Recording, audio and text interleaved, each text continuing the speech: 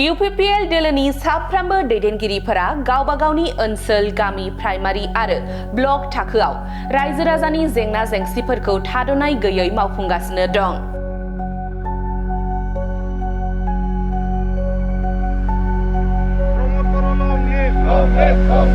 जिब्रै नं सिरांदुवार बियाबाव रायजो राजाफोरनि थाखाय थाद'नाय गैयै खामानि मावगासिनो UPPL दोलोनि मिरु लाइमोन हान्जानि गाहाय नेहाथारि डक्टर सांग्रां ब्रह्मआबो।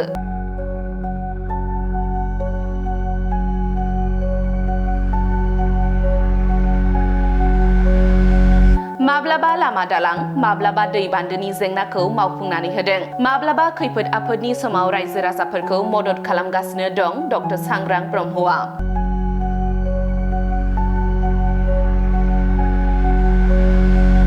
नंगौ, थांनाय गोलाव समनिफ्रायनो जिब्रै नं सिरांदुवार बियाबनि रायजो राजाफोरनि जेखिजाया जेंना जेंगोनाफोरखौ मावफुंनानै होबोदों। दिनैबो सानसेनि गेजेरावनो जिब्रै नं सिरांदुवार बियाबनि सिङाव लामा, बान्दो आरो जाम्फैनि जेंनाखौ मावफुंनानै बेखेवना होदों डक्टर सांग्रां ब्रह्मआ।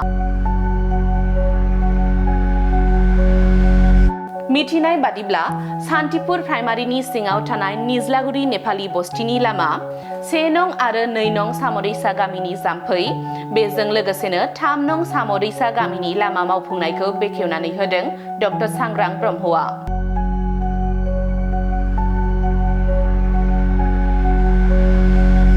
बे हाबाफारियावनो सिरांदुवार ब्लक कमिटि UPPLनि आफादगिरि बिरदाव मुसाहारि, ब्लक, गामि आफाद, बान्दो आफादनि दैदेनगिरिफोरा बाहागो लादों।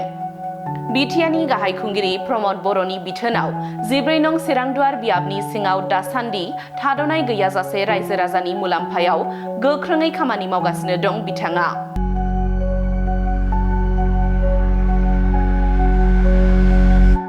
फारसेथिं जेंनानिफ्राय उदां जानाय जिब्रै नं सिरांदुवार बियाबनि रायजो राजाफोरा गोजोननायजों डक्टर सांग्रां ब्रह्मखौ साबायखर बावदों आरो मदद होफिननोबो थियारि जादों।